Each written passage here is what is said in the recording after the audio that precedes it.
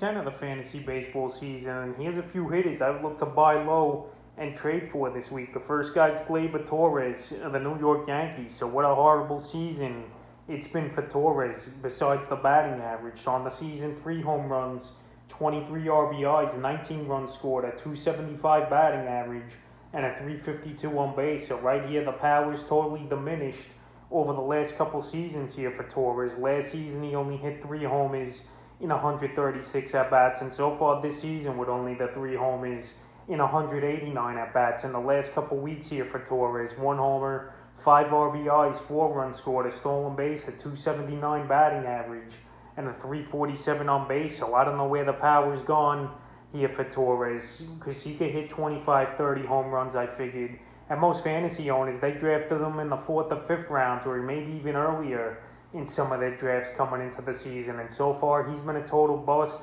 in fantasy baseball. And right now, I don't think you got to give up much to get him in fantasy here with only the 3 home runs like I mentioned. And that's not going to cut it for most fantasy owners. So right now, where the home runs are low and the value's extremely low, this is the time to buy him low. In the last few games here for Torres, June 2nd versus Tampa, 2 for 3 with a run. June 3rd versus Tampa, 0 for 3. June 4th versus Boston, 2 for 4. June 5th versus Boston, 1 for 3, a home and 3 RBIs. June 6th versus Boston, 2 for 5 with an RBI, a stolen base, and a run.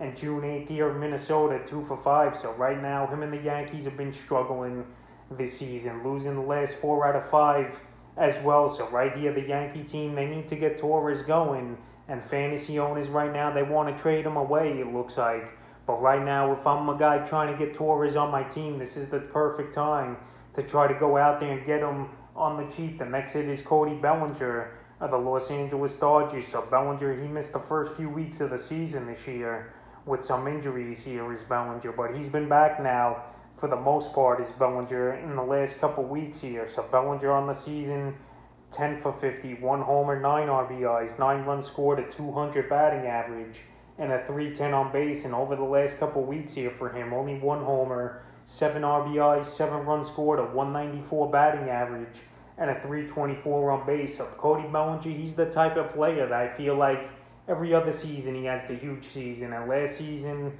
for Bellinger, he didn't have a great season with the batting average with only a 239.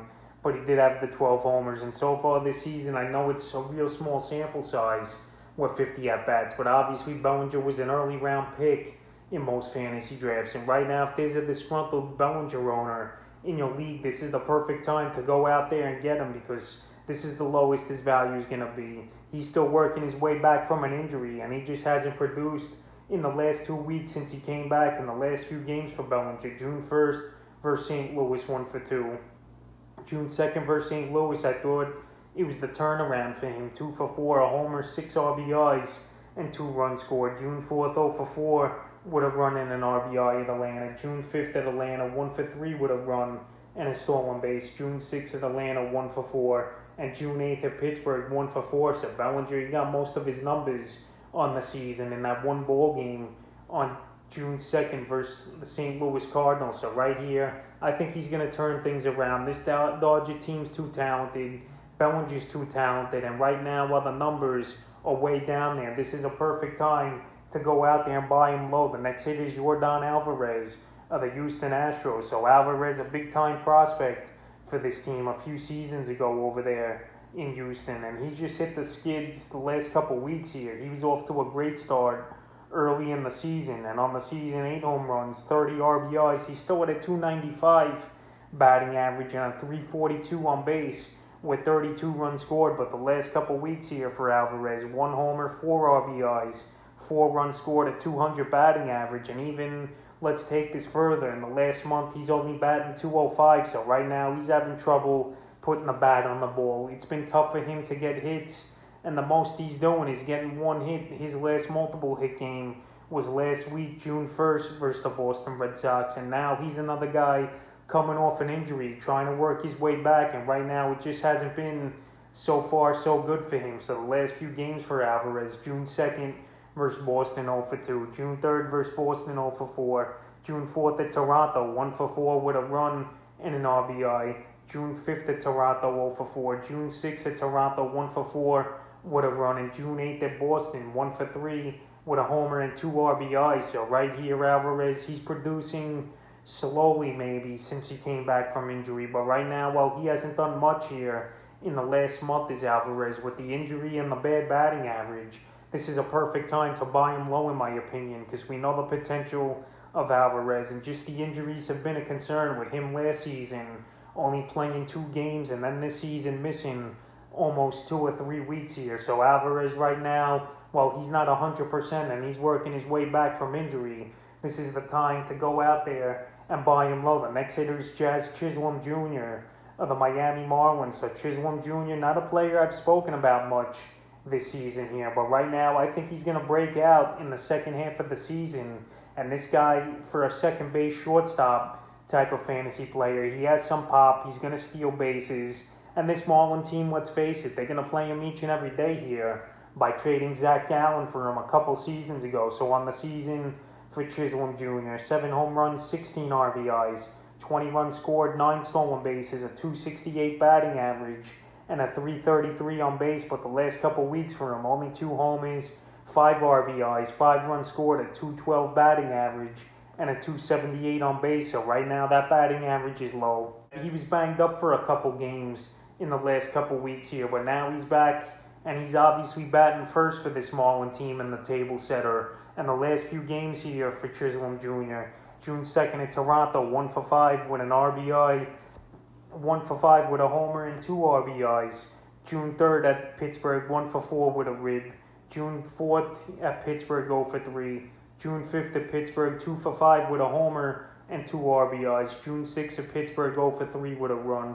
June 7th at Boston, 1 for 4. And June 8th versus the Rockies, 2 for 5 with 2 runs scored. So Chisholm here, he's showing some surprising power as well for a middle infielder, in my opinion, with the 7 home runs on the season. And that's also a good thing here for a weak second base position to get some pop, to get some stolen bases and batting average. And right now, while he hasn't produced really in the last 2 weeks, this is a perfect time to buy him low because, like I mentioned, I think he's going to break out in the next couple weeks here. Is Chisholm Jr. in the 5th and final hitter I look to buy low and trade for is Aaron Judge of the New York Yankees. So Judge and Torres coming into the season, these were possibly their 2 best batters in their lineup. But right here, Judge the last couple weeks, he's struggling. But on the season, the numbers are still solid. 14 home runs, 34 RBIs, 32 runs scored, a 289 batting average, and a 394 on base. But the last couple weeks here for Judge, 2 homers, 8 RBIs, a 222 batting average, but still a 345 on base and 8 runs scored. So right now the batting average is low for Judge here in the last couple weeks, like I mentioned. But he's still a guy that's going to find his way on base with a good on-base percentage, drawing walks. And he's going to be a guy that's still going to hit for home runs, even if the average is low. But right now, while the average is taking a dip, and he's only hit a few home runs over the last few weeks, this is a perfect time to go out there and make a deal. I don't think you're going to get him on a total cheap trade, but I think you could get Judge at a lower value compared to what you could have a couple weeks ago, where he was really tearing the ball and hitting in the high 300s in a couple weeks span. So right here, the last few games for Judge. June 2nd versus Tampa, 0 for 4 with a run. June 3rd versus Tampa, 1 for 4. June 4th versus Boston, 2 for 4 with a homer and an RBI. June 5th versus Boston, 0 for 3 with a run. June 6th versus Boston, 2 for 3 with 2 runs and a ribby.